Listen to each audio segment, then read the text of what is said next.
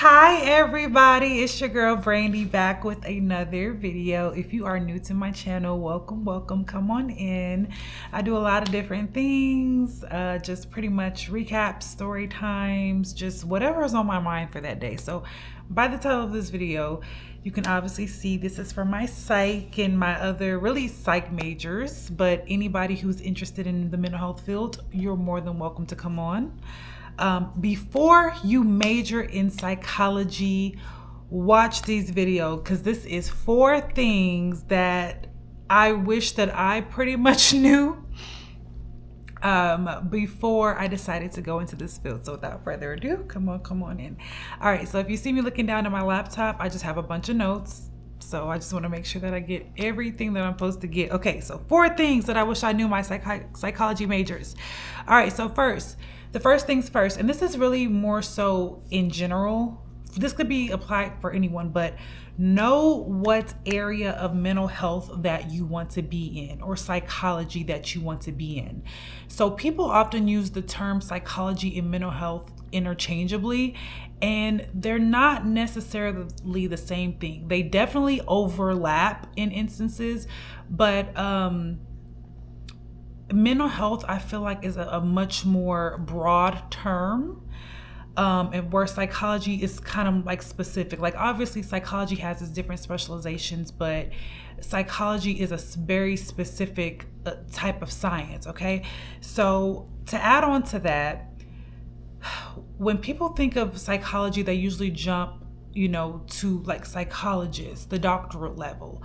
Even at the doctorate level, there are so many different types of psychologists, and there's just so much that goes on in the mental health field. And I think oftentimes that people jump in and they say, oh, I got to go get this doctorate. And that's not always the case, because it really depends on what you want to do. If you just want to do therapy, like you actually just want to have clients and you just want to do therapy specifically, or like even assessments and things like that. But if you actually want to do the application of therapy, then you don't have to get a doctorate degree. And so I tell people that you can go ahead and get a bachelor's degree in psychology and then go get a master's in like social work, counseling, family marriage and family therapy, rehab counseling. You can also go get a master's in psychology in some instances and actually practice as an LPA, which is a licensed psychological associate, but I'm not too familiar with that. But again, and that's not necessarily therapy, that's more like assessment. But in general, like I said, if you are going to go into the mental health field and you're not necessarily sure what you want to do, it's very important to have a general understanding, because it's going to dictate the amount of education and the experiences that you're going to need to shape to get to where you need to be. So, I cut myself off. It's going to dictate the amount of education that you're going to need.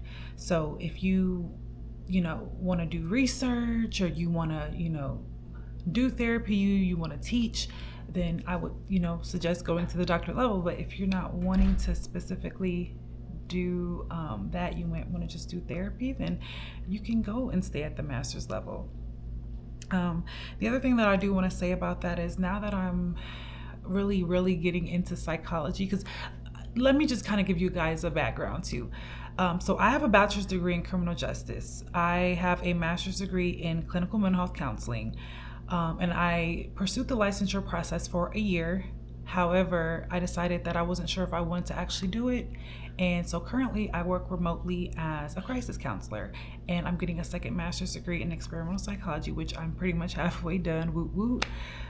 So that's just kind of my background, so that you guys have a little bit of understanding. And so what I was going to say to my next point, in knowing what area of psychology that you want to be in, now that I'm actually in doing psychology work, because this is my 3rd degree, but this is the one that's primarily psychology focused. I'm understanding that there are so many different types of specializations with even within the psychology field. You can go into forensics, you can go into clinical psychology, you can be a school psychologist, you can be a counseling psychologist, you can be a neuropsychologist, you can be an industrial organizational psychologist, you can be an experimental psychologist.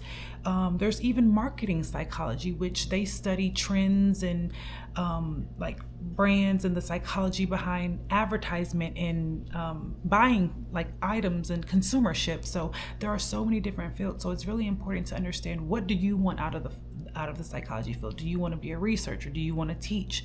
Do you want to just do clinical work? Do you want to do more? Do you,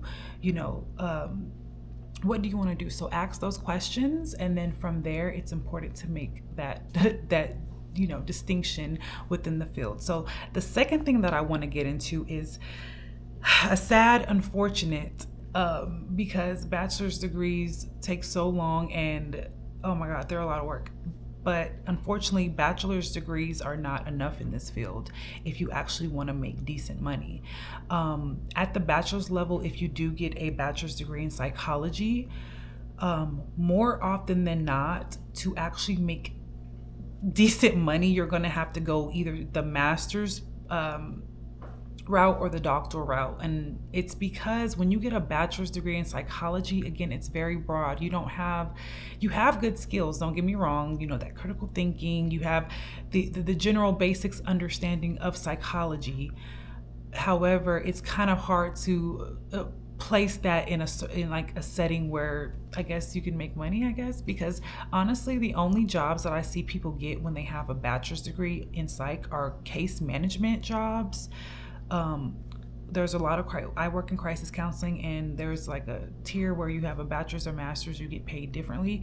A lot of people that have bachelor's degrees in psychology do that. I've also seen people with bachelor's in psychology degrees go into marketing. There are so many different things you could do. I've also seen human resources as well, but again, to do something very, I don't want to say like significant, but to do something like more specialized and applied with psychology, you're gonna have to go past the bachelor's level. And if you decide that, it's not for me, and you pivot, then that's okay too. Because like I said, I know people who, I have a friend who, she went into case management and she likes it, and she ended up getting a case management certification, and she works as a case manager, and she makes a decent amount of money, and she's okay with that. So again, guys, I know it might be a lot, but I'm gonna have to get that master's degree or that doctorate degree if you want to go further, okay, with that psychology, with your psychology goals. Now, the third thing that I kind of wish I knew, and that I want my psychology majors to understand, is that psychology is more than just human behavior.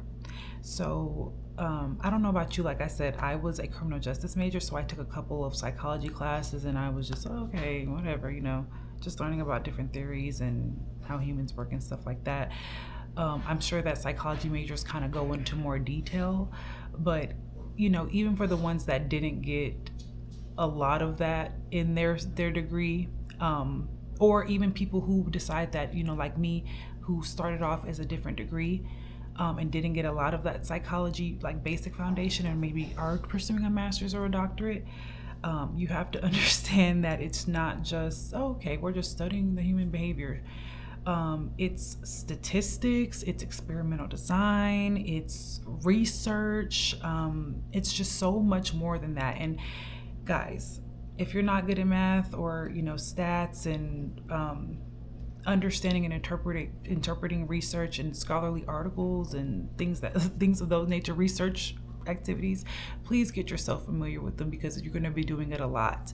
Please understand that you're going to be reading a lot. You're going to be, looking at a lot of experiments. You're going to try to be figuring out what type of experiments they're running, the different populations. You're going to be trying to interpret the results of those research articles and other experiments that might be done. So again, it's not just human behavior. Why did Sally hit Sue, and why is this person violent? It's so much more than that. It's an interpretation of that human behavior as well. And so if you're not getting math and statistics, just kind of suck it up, because statistics is something that you just cannot avoid as a psychology major.